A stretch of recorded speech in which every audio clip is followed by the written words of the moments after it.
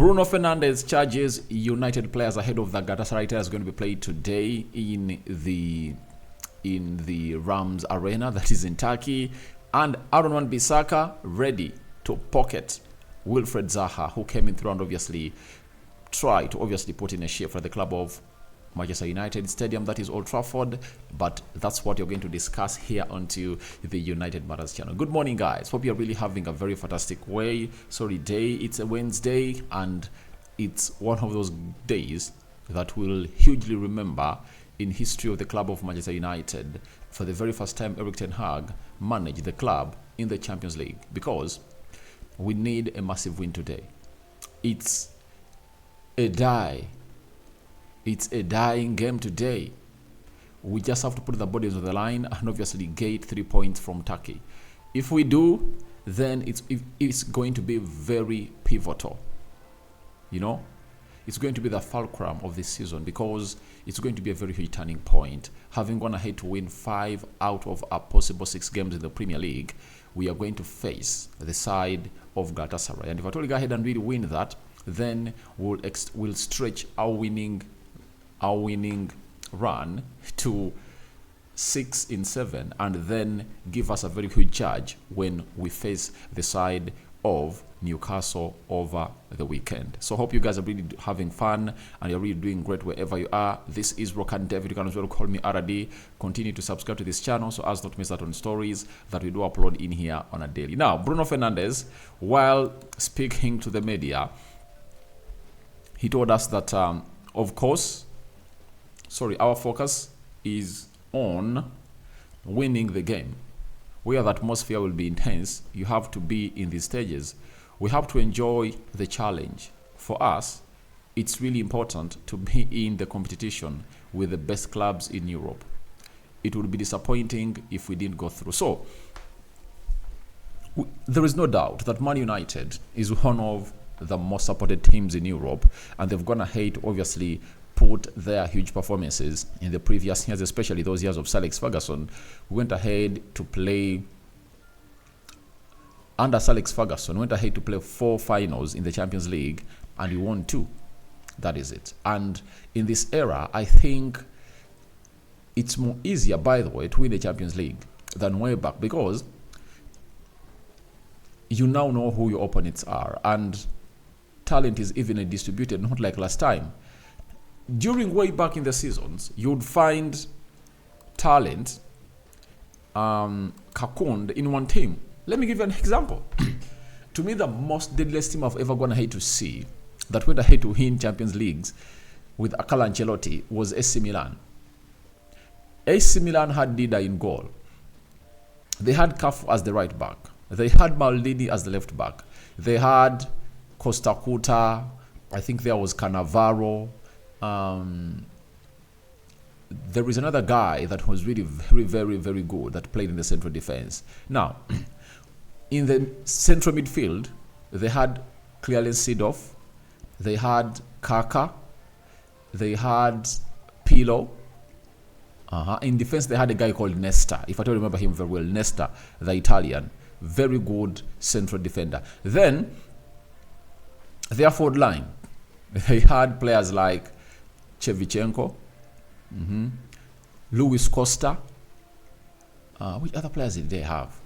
They had a team that had a bench that could come in through and obviously make a star-studded team. Leaving that at that. When you went to Juventus, it was the same story there. When you went to Real Madrid, they reached an extent where they're having this Spanish goalkeeper that retired. That was a Real Madrid goalkeeper for so long, Iker Casillas. They had Fernando Hierro. And they had Roberto Carlos.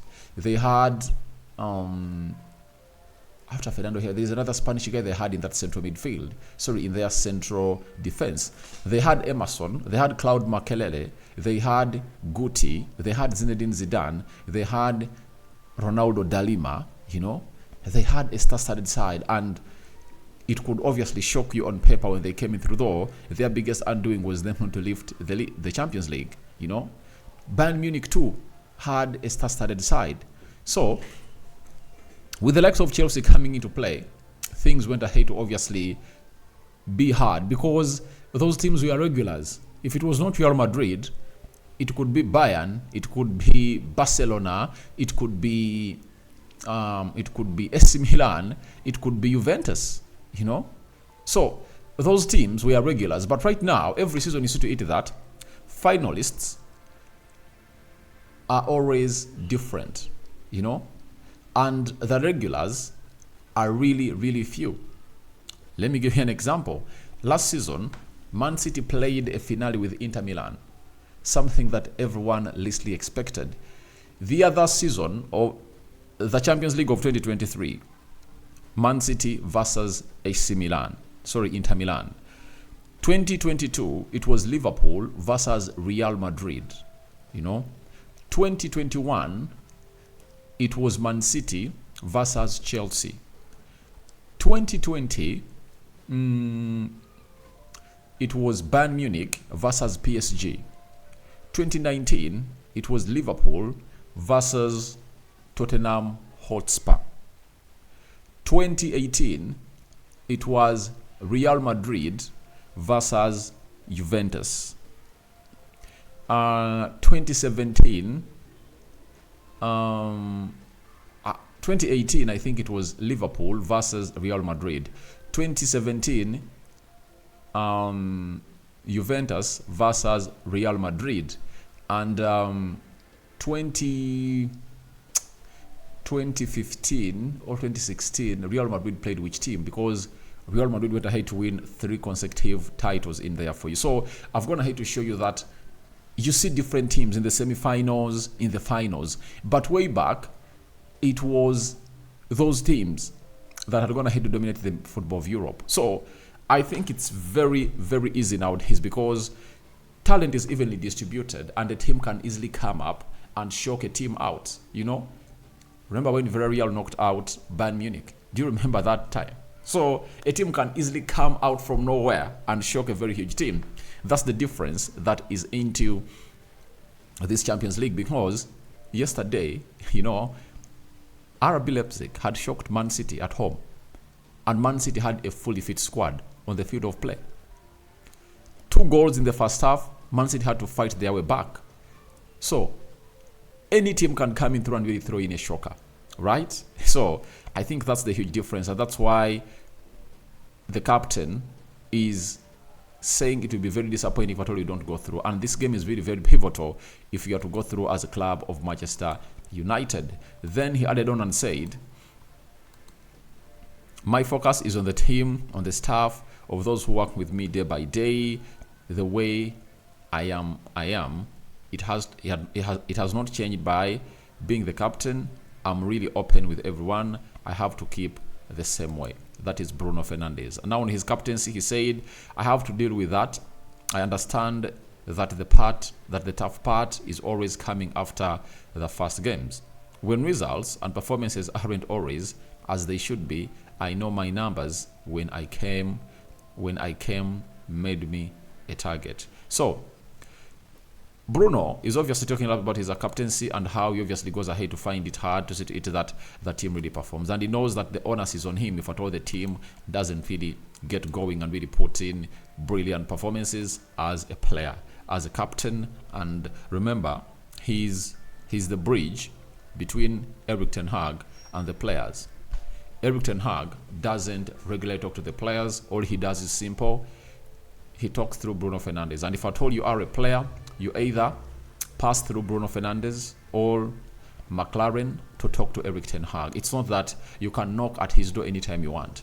Those are the policies that went ahead obviously put up there, and they're obviously trying to change the scope and change the tide at the club of Manchester United. And let's go to lastly what Bruno had to say before we go into Wan Bissaka promising to pocket this guy. Now, Bruno Fernandes, on why he gave Marcus Rashford the penalty against Everton, he said it was in the moment. It's important for us. For strikers, it's about getting the first goal.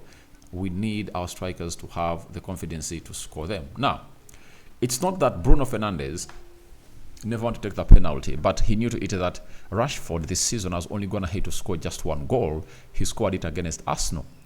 That is it. So maybe that penalty was a sign of confidence that Rashford can obviously rediscover himself in the game of Newcastle, because today he's out of action. And you know why he's out of action? He got a red card. Though the UEFA has gone ahead to confirm to us that Marcus Rashford will only miss one game of Galatasaray away from home, and the game of Bayern Munich at Old Trafford, he will be available on the 12th of December. That is the man himself. But it shows you that when you're having your front line, when it's really operating and it's all active, it's easy for you to win games. That is it.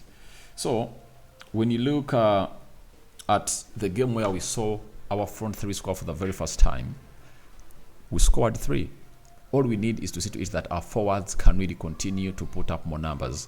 The more they put up more numbers on the field of play, the more they're obviously going to see to it that our team goes ahead win. On rare occasions, we've seen our front three score, and to shock you, for the very first time this season in the Premier League, we've seen a centre forward of Man United put the ball at the back of the net. That was Anton Martial. That is it. So it has been haunting us a lot in very many games. You know, if we had our front three really firing in all cylinders when it comes to obviously being clinical in the mouth of the goal of the opponents, then we wouldn't have been here. We would have been competing with Bayern Munich, you know, then we would have gone ahead to be like in the second or third position in the Premier League, because there are games, like the games of Brighton, I remember it like yesterday. In the first 20 minutes, we were all over the place, and we just couldn't execute those chances. And for Brighton, they went ahead to obviously get like 4 chances, and they obviously put 3 past Andre Onana. So all we have to do is to see to it that we keep ourselves into that mode of seeing our forwards really scoring goals, because the more Casemiro comes in through and score, you know, you wait for Bruno to obviously put in a shift.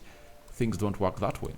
They don't work that way. They work a little bit different. Now, let's go to Wan Bissaka and what he has to say about really putting in a shift to obviously close down on Wan Bissaka.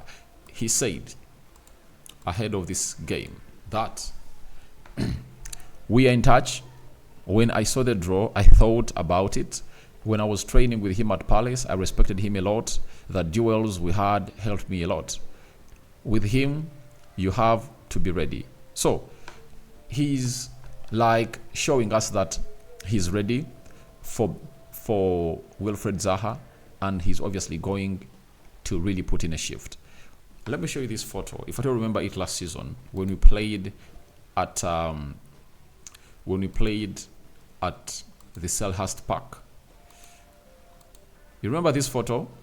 The game was 1-1 and we are in the 93rd minute. The game was 1-1 and Wilfred Zaha found himself in a situation of getting and breaking off. Guess who chased him off? It was none other than Wan Bissaka. Now, after Wan Bissaka closed him down, even Zaha came out and made a statement that I thought everything was okay, not until I really looked behind and I saw Wan Bissaka. I knew I couldn't score this goal. That is it, because they know themselves very well. Wan Bissaka being an academic graduate of Crystal Palace, and for Wilfred Zaha spending close to 6 years plus at Crystal Palace, trust me, he knows him in and out, and he knows his capabilities when it comes to defending. And we are going to need him to obviously close down that central defense area, especially onto the right side of the fullback and the central defense. So he has promised to pocket this guy and is ready for him. I don't know what your thoughts are. Let's start it from there. Do you think Wan Bissaka is going to close down Wilfred Zaha? And secondly, what do you make about everything that Bruno Fernandes is going to hate to say as he charges up his team to really hit Galatasaray? May the living to God bless you abundantly. Rokan David remains my name. The Muslim is Barakallahu Fikum. Good morning, my mates. I'm out. Don't forget to subscribe because you want to hit 17,000 subscribers before we really say bye-bye to this year. We can even make it 20,000 subscribers. Not so, because a lot of transfer news is obviously going to be coming in through with effect from the 1st of December. Bye-bye.